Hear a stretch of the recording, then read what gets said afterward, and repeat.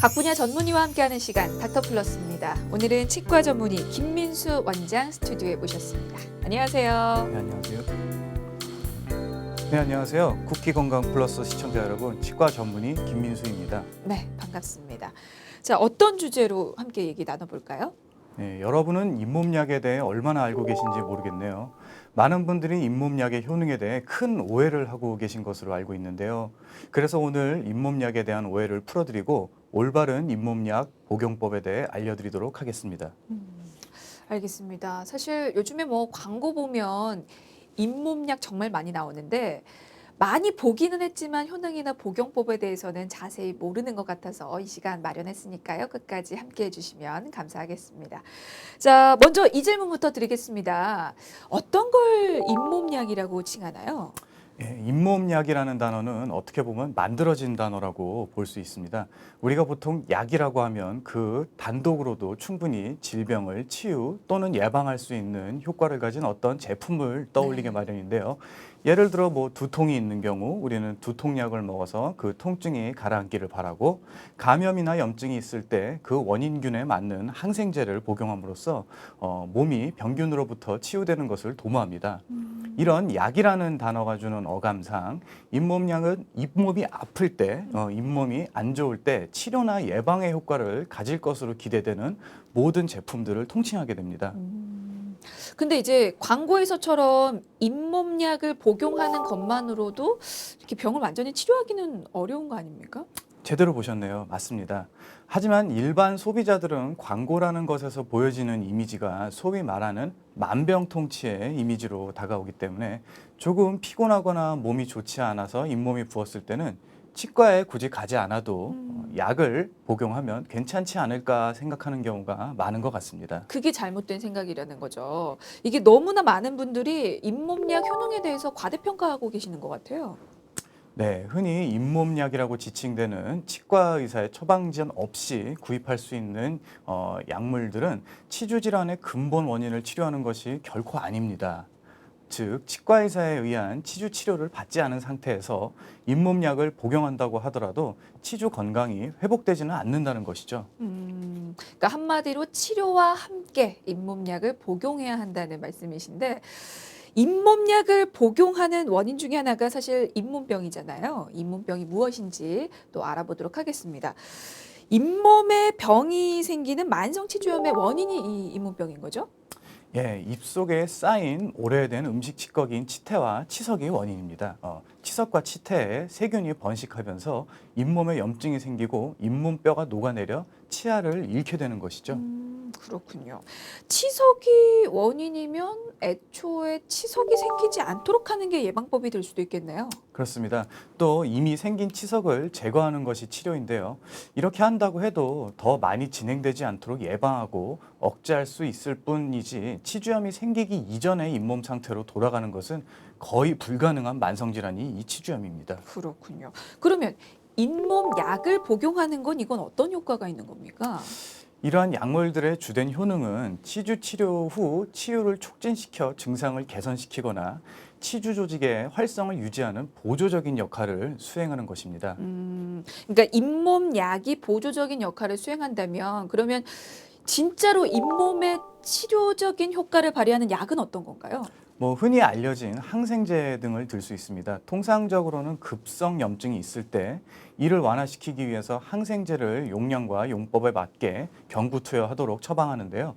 최근에는 항생제의 경구 투여에 의해서 전신적으로 내성균의 발현이나 부작용 발현을 낮추기 위해서 치주 조직에만 국소적으로 고농도의 항생제를 적용시키기 위해 치과용 연고제를 직접 치주낭 내로 삽입하는 방법이나 약제를 이용한 치주낭 세척술 등이 사용되기도 합니다. 항생제가 있군요, 치료제로.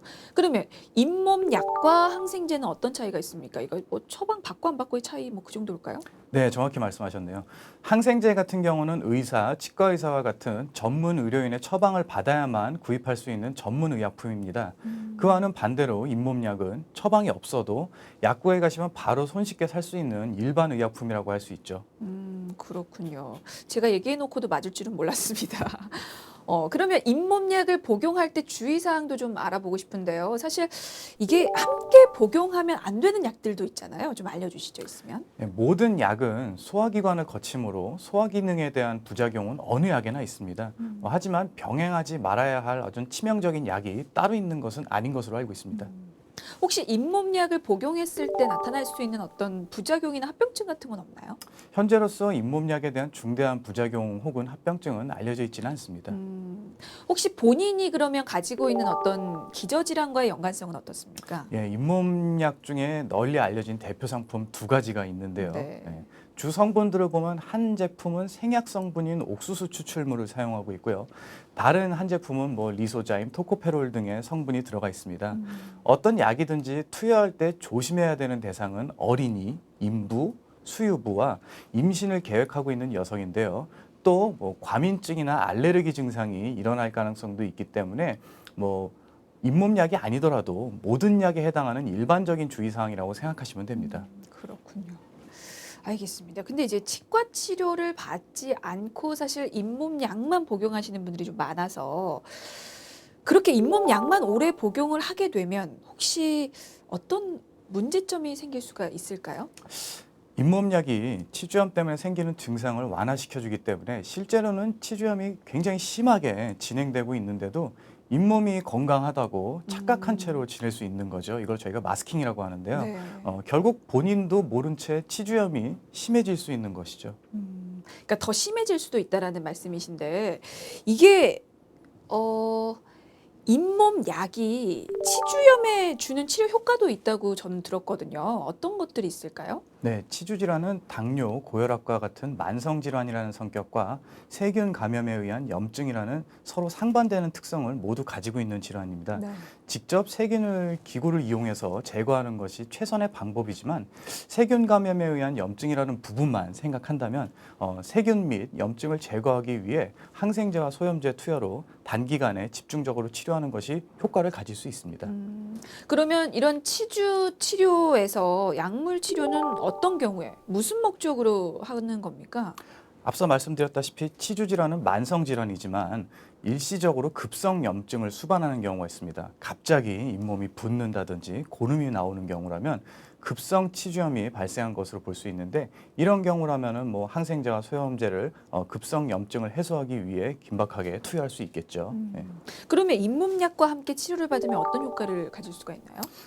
약물을 투여하면 즉각적으로 급성 염증이 소실되지만 이게 증상이 개선된다고 해서 치주 질환의 완치를 의미하는 것은 절대 아닙니다. 네. 몸의 다른 부위에서 발생하는 급성 염증이 외부로부터 세균의 일시적인 감염에 의해서 발생하는 것과는 다르게 급성 치주염은 기존에 존재하던 만성 치주염이 우리 몸의 저항성이 일시적으로 떨어졌을 때 급성 염증으로 확 바뀌는 것이기 때문에 여전히 근본 원인은 존재하고 있는 상태라고 볼 수 있습니다. 그러니까 약을 복용했다고 해서 완전히 치료가 다 되는 게 아니고 근본적인 원인부터 치료를 해야 한다, 해결을 해야 한다라는 그런 말씀이신 것 같아요. 그리고 치주 치료에서 약물 치료가 동반되는 또 다른 경우가 있죠. 어떤 경우가 있습니까? 예, 치주 치료만으로는 효과가 확실하지 않은 경우를 들 수 있습니다. 뭐 중증의 치주 질환에서 치주 치료 후에 재발의 가능성이 굉장히 높은 경우라고 판단되거나 비교적 이제 젊은 나이에 시작하면서 빠르게 치주 조직이 파괴되는 타입의 급진성 치주 질환이 있는데요. 물리적인 치주 치료와 함께 약물 치료가 동반되는 것이 효과적인 것으로 학계에서도 보고되고 있습니다. 이런 경우에 사용되는 약물 치료는 환자가 직접 효과를 느낄 수 있는 것이 아니기 때문에 환자 스스로 판단해서 약을 복용하지 않는 경우가 종종 있을 수 있죠. 그러면 그렇게 효과 못 느껴서 약을 복용하지 않아 버리면 이거는 또 어떤 문제점이 생길 수가 있나요? 네, 이런 경우에 처방하는 약물 자체는 현재 아프고 불편한 것을 없애기 위해 처방하는 것이 아니라 수년 후에도 재발되지 않고 안정적으로 치주 건강을 유지하기 위해 처방하는 것이므로 반드시 치과의사의 처방대로 약을 복용해야 합니다. 그러면 이제 앞서서도 지금 쭉 얘기가 나온 말입니다. 잇몸약 복용이 사실 근본적인 치주염 치료를 해결하는 건 아니지만 그래도 어쨌거나 꾸준히 복용하면 이게 예방 차원에서는 도움을 줄 수가 있는 거죠.